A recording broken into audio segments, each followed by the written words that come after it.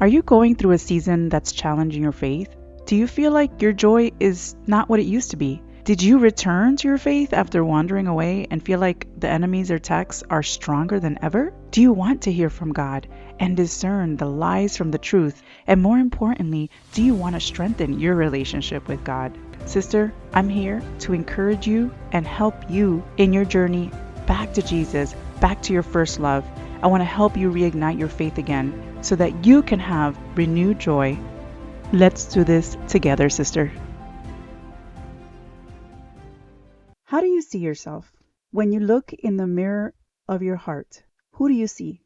Do you see the person that shaped you during your childhood? Do you see and hear the negative things that were told to you that you started believing little by little until it became your identity?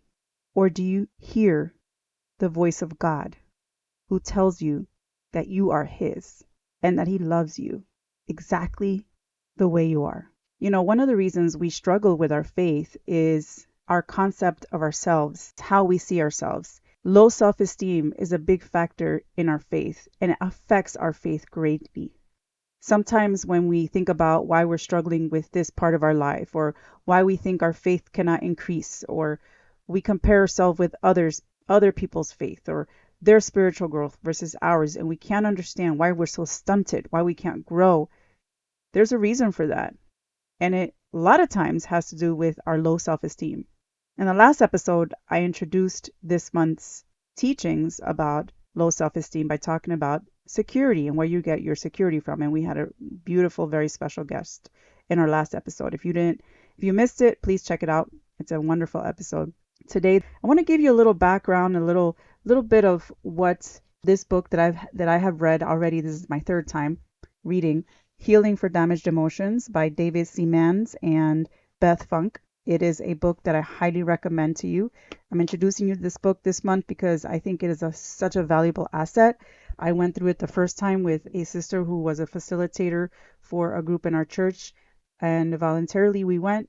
And I went because I was having trust issues in my marriage, and had nothing to do with my husband. It had everything to do with my past experiences and the insecurities that I felt that caused some strange and unexplained lack of trust. And I went there and I was able to realize where that was coming from. And of course, getting myself personally getting also some help outside of that as well, a little bit of counseling. Both the combination was just incredible and really helped to heal that part of my life. The second time I did this on my own, I actually did this with a very small group, a few of us women, and I took a look again at my perfectionism and was able to realize how I struggled with that. And we'll be talking about that very soon.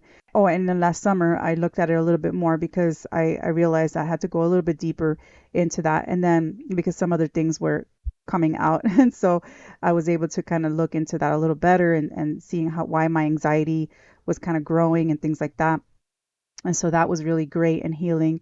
And now that I'm doing this with another group, a little bit bigger group of women, I'm realizing that, wow, I'm looking at the chapter of low self-esteem, the 2 chapters on low self-esteem, and I'm seeing that, oh my goodness, like I really need to really dig deep into this part of my life, right? So I've been digging deeper and realizing that, as I mentioned in my my monthly love letter, my newsletter, I call it my love letter. I give it out on the first of every month. So if you're subscribed, I hope you got it and I hope you're enjoying it. If you're not, go ahead and go to theintentionalchristianwoman.com and sign up. It's super easy to do, and you'll also get some free Bible study resources, great stuff I share with you, and my prayer calendar. But I also wanted to, went in there and explained a little bit and got vulnerable in my love letter from April about just my own struggles with low self-esteem. And it has nothing to do with how confident I look on or appear, but really has more to do with how I dream for the kingdom, how I feel like I'm limiting myself. And so that's one area, right? But there's different areas that we can struggle with with having low self-esteem. Seamands and Beth Funk in the book Healing for Damaged Emotion, and again, I'm getting some of this stuff from the book, so I do want to credit this book. is there's what they call a triad of self-concept feelings, and there's three. So there's three parts that we can struggle with not with having low self-esteem. Number one, our worthwhileness. Number two, our belongingness. And number three, our competence. So worthwhileness, belongingness, and competence. And for me, it was competence at whether I can do this or that. And that plays along with my perfectionism too. So that kind of goes hand in hand with that. So that's no surprise there why that part of myself, my life, and my esteem is lower, because I am a perfectionist, and I growing up kind of walking on eggshells with certain things, certain people in my life, and situations where I found myself kind of needing to look better, or prove myself, so to speak, when I really didn't have to. But as a child or as a young person, you think you need to do these things, and so you kind of train yourself to do them, and then they sort of just impact you for the rest of your life. But these three could, this is the triad that they talk about. So whether you're not feeling worthwhile of love, of God's love, of someone else's love, worthwhile of being a mom, worthwhile of being a good daughter, worthwhile of being a friend, whether you don't feel like you belong, that's a big one when we're teenagers, especially, or just children in general, and even as grown-ups, but it starts there. Do we feel like we belong? Do we feel like an outsider? Do we feel cast away? I bet you have a story somewhere where at some point in your life you did not feel like you belonged, whether it was a little moment of your life or all your life. And then competence, the one that I struggle with. And I did, by the way, all these three I've struggled with, but the one that I find myself most struggle is competence. So competence, the thinking that I may not have the competence to do this or that, whether in career, kingdom dreams, etc., and all goes together, right? Because kingdom dreams can have to do with your career as well. So all these things, all these three just make a lot of sense in what he's talking about in this book. As I've been going through these with the different women, first for myself and then for this very small group, and now for this little bit bigger group that I'm doing right now, I'm learning so much about myself. And as the other sisters share, I learn so much from them. And it just really helps me understand that people do have these struggles, and they do affect your relationship with God. They really, really do.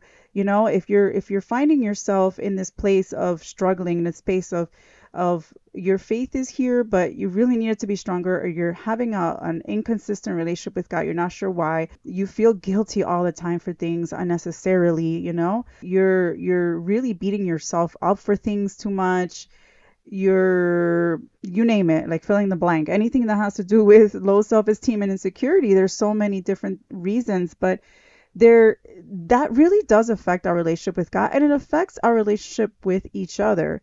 So I want you to think about that for a moment. And again, I'm just kind of highlighting some things about this chapter here in this book. I think it's really worthwhile mentioning, Paul in 1 Corinthians 13, verse 9 through 12. 1 Corinthians 13 talks about love, right? What is love? But if you've seen that, but in verse 9 through 12, I'm going to kind of point to some of the things he said about when Paul spoke about growing up, and it gives you insight as to why this low self-esteem is impacted by our childhood. So it says here, this is an author's paraphrase, by the way. This is how they paraphrased it, but you can look up, the NIV version, the ESV version, the NLT version, whatever. A lot of those, I can't say all the versions are amazing, but those are a few that I like. But this is an author's paraphrase, and I kind of like this paraphrase because it does give you an emphasis that's kind of cool. And it says here, my knowledge is imperfect, including my knowledge about myself. When I was a child, I spoke and thought and reasoned like a child. When I grew up, I put away my childish ways. And yet, even so, I still see in a mirror that offers me only reflections. But one day, I'll have perfect knowledge. Then I'll see God in reality face to face. Now I know in part, but I will then understand myself fully, even as I have been fully understood. My present partial understanding comes because I see myself in a mirror darkly and dimly. Again, that's an author's paraphrase, but it kind of helps you get a little insight into the actual verses from 1 Corinthians 13, 9 to 12. So feel free to read them in the verses and the versions that you're used to. But I thought that was really cool because it does sort of help you understand, like, when you were a child, you thought like a child, but now you're not a child anymore. But yet, sometimes you see yourself as you did as a child, right? You just can't help it. And I really want to emphasize that, like he gives an example about going into the house of mirrors in an amusement park or a theme park, and you're looking at those curved mirrors and all bent and curved, and it makes you look so funny, right? And you go in there, you're like, ha ha, that's funny. But you know what? This is what happens, though, not so funny. Deep inside, unfortunately, our experiences in our childhood can skew the way we see ourselves and the way, again, and then the way we treat ourselves and others around us. And I want to mention that too, like how do we treat ourselves, right? Because, and that's something we're going to expand more later this month in another episode. But understand that how we see ourselves, how we love ourselves, whether we love ourselves or not, that's important too. So just a little overview here that I wanted to give to you from this book, because I think it's so important that you understand, number one, that your childhood does affect your self-esteem, and your self-esteem does affect your faith. It kind of really affect your faith, and you may have the best of intentions. You really love God truly from your heart, but find yourself stuck, right? And so you need to heal that. Now, first of all, God is the one that's going to heal you, okay? Jesus is the healer. He's the way maker. He is the miracle maker, and he can make a miracle in your heart and in your mind 100%. We may not have always the faith that it's going to happen, this is going to happen, but what we can do is we can pray. Number one, we can pray and we can go, God, I don't have this faith. Please give me faith. Like I have a little bit of faith, but help me increase my faith, right? These are things that we can ask for and God will freely give us. I found myself in these situations time and again where I'm like, oh, why am I so lacking in faith in this area or that area? And I'm like, God, give me faith, please. I don't have it. I need you. And God's right there. One way or another, he's providing that faith. He shows up as he always does. And in the little thing and in the little things and in the big things, I'm like, wow, this is God. God is making himself so clear.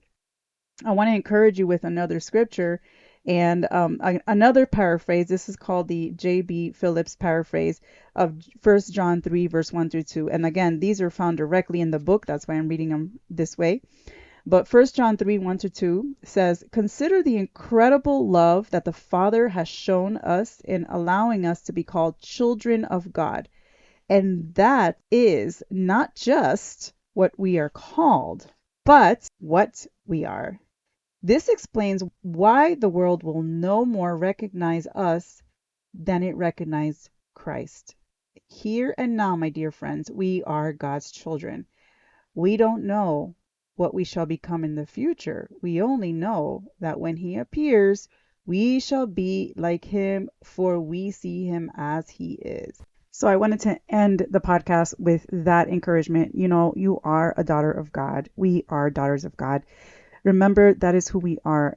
Do not believe the enemy's lies. The enemy wants to remind us of those things that whatever person or people went into your ears or into your eyes or wherever when you were growing up, or even as an adult, maybe experiences that have also shaped your adulthood. Understand that that is not from God. If it is negative, if it is downgrading, if it is not biblical, it is not from God. It is the enemy. Understand that the enemy wants you to feel guilty, wants you to be down on yourself, wants all these things, but God wants to remind you that you are his child. You are his precious one. I want to end with that encouragement to you. Sister, if you want to be more encouraged and if you want to share, and I would love to hear from you, what you thought about this episode, please do so in our amazing and wonderful community. You can go to theintentionalchristianwoman.com and join our community today. I would love to hear from you. And if you want to pray with me, you can also schedule a call in there, theintentionalchristianwoman.com. It's all on the website. Okay. I love you and I'll see you in the next episode. Sister, I truly pray that this episode has blessed you and has encouraged your heart today. If it did, would you share it with a friend? Also, would you leave me a review? Not only do I love reading my reviews, the reviews actually help the show be found by others who could use the encouragement. And if you want more resources that could help your walk with God, simply visit theintentionalchristianwoman.com. You'll find all kinds of goodness in there. Sister, know that I love you and I am praying for you, and I will see you in the next episode.